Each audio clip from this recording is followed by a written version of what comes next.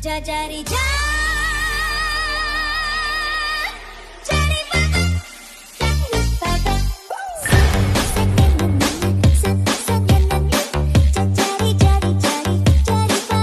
Hello guys, may gusto lang po akong i-share sa inyo. Alam nyo ba na may bagong trend ngayon na kayang ibayin ang ringtone sa iPhone gamit ang mga sound sa TikTok? Katulad nito. Parang ganon, ituturo ko po sa inyo kung paano.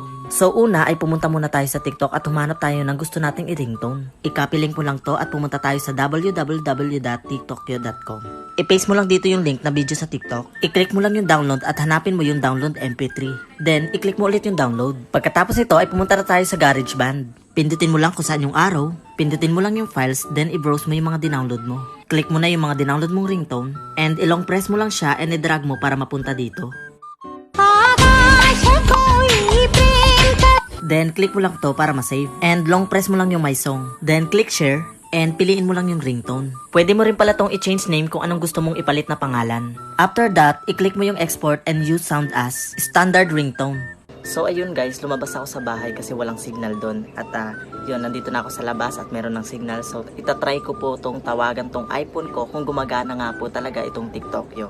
Wait, tingnan natin ha.